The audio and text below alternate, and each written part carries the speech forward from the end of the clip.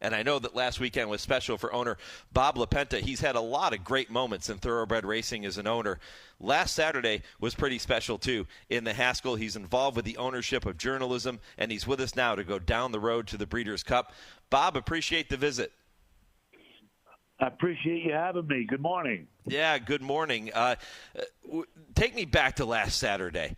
Watching him do his thing again in his comeback to kick off the second half of the season. What was it like? Well, racing is it's unique in a lot of ways. And I think in particular, it gives you the highest of highs and the lowest of lows. And this horse seems to be able to do that in the span of 2 minutes. That's a great point. You go back to the, Preakness. I must have seen, and you probably have also, 5,000 races. And to see what he did in the Preakness is probably one of the top 5 races I've ever seen. How, Umberto tried to get him through that narrow opening, and then he goes sideways. And then he gets through and sprouts wings and wins that race was one of the most amazing things I've ever seen. And then, the Belmont was kind of like the Derby. And I think, looking at that in hindsight, the team is kind of reevaluating our tactics a little bit. But then, the Haskell, there was, at the 8th pole, I think we were all basically prepared for a second or third. And, what he did there was, again, incredible. 2 horses that were performing extremely well on a, speed favoring, rail favoring track. And what he did was unbelievable. So the emotions went from, high expectations to low expectations to over the top. All in 2 minutes, Yeah, he's had a tendency to do that, even going back to his Santa Anita Derby win when he found himself in trouble in a short field and was able to overcome that, and in what has become his signature fashion, ends up powering past everybody through the lane when it looks like he's hopelessly beaten. Yeah, he's I've had a lot of great horses, but he's certainly. I'm not sure. I think he may be number 1. We'll find out. But, just an incredible ride for me and my family and our partners. And, Aaron has done a great job here, Mike McCarthy and Umberto. It's just been an incredible ride. Bob, I've had the opportunity to visit with Aaron on this program. As a matter of fact, we talked on this show last week before the Haskell. I've talked to some of the other Eclipse Thoroughbred partners that are involved with journalism.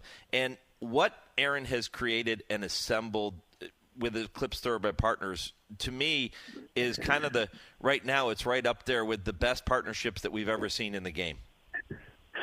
Yeah, no, I think Aaron, he's a great guy. He's done an incredible job. And, we're partners on a lot of horses with Aaron. And, I'm proud and privileged to be in that position. But, yeah, we've had a great run. Tappert was, one of our successes. And hopefully, this won't be the end, getting a great horse. I don't think anybody realizes how difficult it is. At the sales, with these partnerships, everybody's in a partnership now. You can't buy a half well-bred horse that can walk for less than $500,000-$600,000, and the competition is fierce. And if you really think about it, they talk about this game being a game of the sport of kings, and the only way to become a millionaire in this game is to start with $1 billion.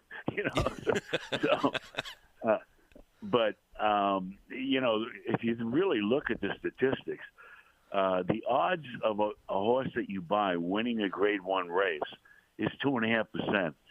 So, you're fighting odds of 97% when you buy these horses. But Aaron and his team have done a great job, and we have a great partnership. Bob, how does it work with this relationship? Does Aaron come to you and say, hey, Bob, listen, we've got a horse we think could be pretty good. We'd love to have you involved. Or is it the other way around where you go to Aaron and say, hey, Aaron, anything that you think might be worth buying into? No, we basically, before the sales come up, we talk about a strategy, and then we allocate, a budget, and then we look at Aaron lets us know what he's looking at, what he thinks, and then we decide whether we want to participate in that one or not. But it's a fluid relationship, and a lot of communicate, but it's a partnership. Bob, how were you first introduced to racing? Well, I first started with a gentleman called Rick Pitino. I don't know if you know him down there. He's a pretty popular guy around these parts. Well, it depends on what part of Kentucky you're in. No, I know. And, he's definitely a Louisville guy. But, I had a relationship with him. And one day he came to me and he said, Bob, racing is a lot of fun. You want to become part of my partnership. And we I did. I accepted.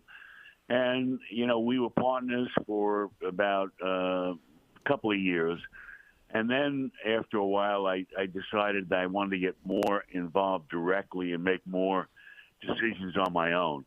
So I went off on my own, and I formed a relationship with Nick Zito, and we had a great run for about 10 years.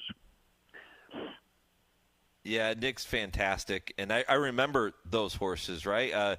Names like, Tatara and Dialed In, right, was another one that was so spectacular.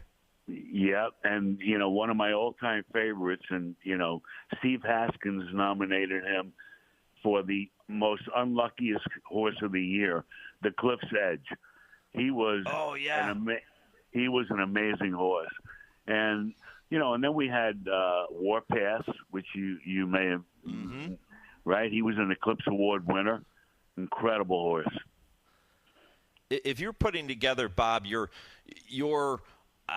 let's say resume and your highlight reel, let's call it a highlight reel, which obviously those horses are going to be part of it, but which horses that maybe we don't think of have captured your heart over the years? Well, there's so many of them. I mean, there's one called Pie's Prospect, which came out of nowhere and really became successful. Let me see. Cool Coleman. Yeah. Coal Front, who won the Dubai, mile. It was an incredible horse. Coldplay. Certainly Ditara, which, that was a great story. I mean, for him doing what he did in the Belmont, people still talk about it. And,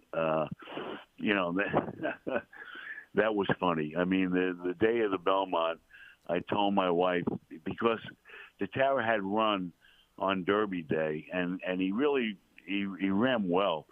So the morning of the Belmont, I told my wife that he's not going to beat Big Brown, but I really believe we're going to come in second.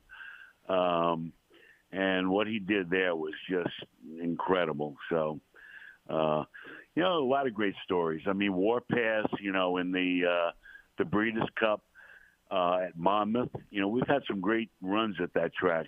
We almost beat Big Brown again with Coldplay, our horse Coldplay. We were ahead of him at the 16th pole, but he just all of a sudden, sprouted wings and caught us at the wire. But at the Warpath at the Breeders' Cup, it's a funny story.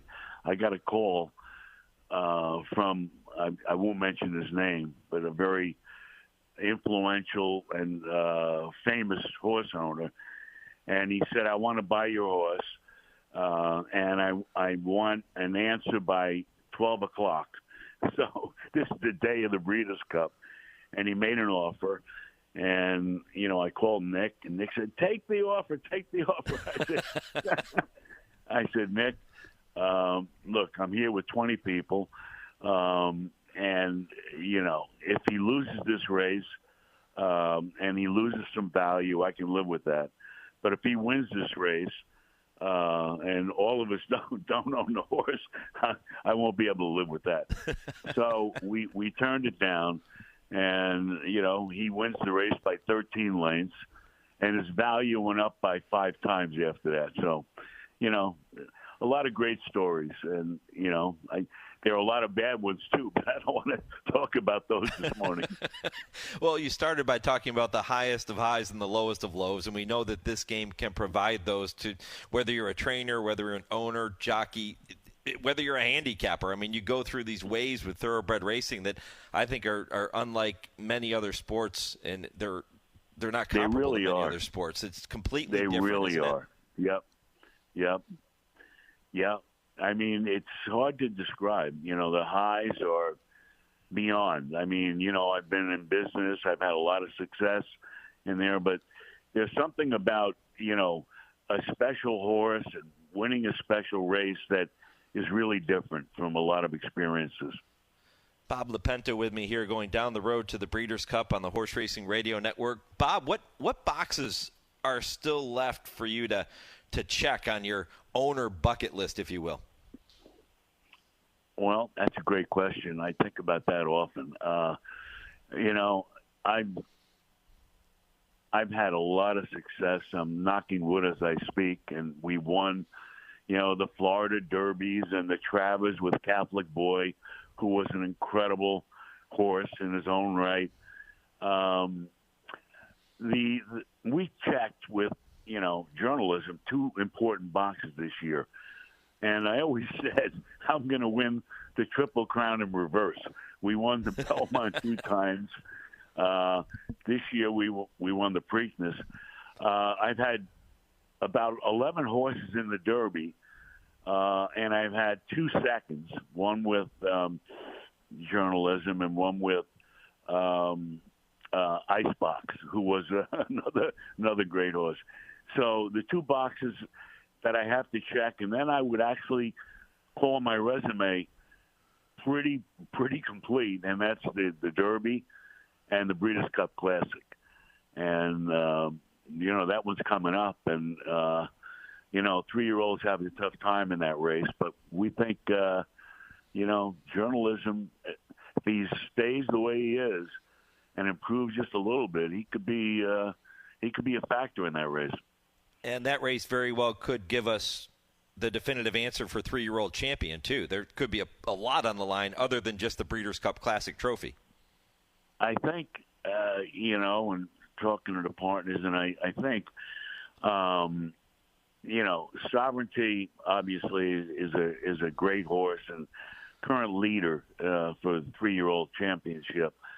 What he does today, and I think, there could be a little surprise today, but I don't think that would really tip the scales on a 3-year-old, race.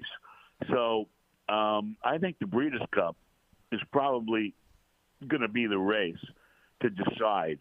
And I think if we beat Sovereignty in that race, even if we don't win, if we run well and beat him in that race, it's going to be a very, very close choice for a 3-year-old champion, I think. Yeah, I think so too. Bob, you're a proud alum of Iona, the Iona Gales, and correct me if I'm wrong, aren't your silks the same colors as Iona? Yes, they are. Yeah, yeah, I thought so. Yeah, I think that's so cool. At the school, they have all of my, silks on. I built a business school there, and then you walk into the lobby, and there are my silks and some of the win pictures. So. And, Iona, it's a great school. And they follow the horses. And just, an aside for a minute. So Zatara ran, and he ran on a day when there was the nuns had an off-site, and after the race, one of them, our CFO, she was a nun. She called me, and I said, that was unbelievable. And she said, how could he possibly have lost with 300 nuns, rooting for him in an auditorium? I thought that was classic. Yeah, just one of the great behind-the-scenes stories of thoroughbred racing. Bob, listen, it has been a delight to visit with you here this morning. I hope we get a chance to catch up again soon. All the best with journalism and every horse that you're involved with going forward, and I'll look forward to talking again down the road, my friend. Thanks so much, Mike. It was great talking to you.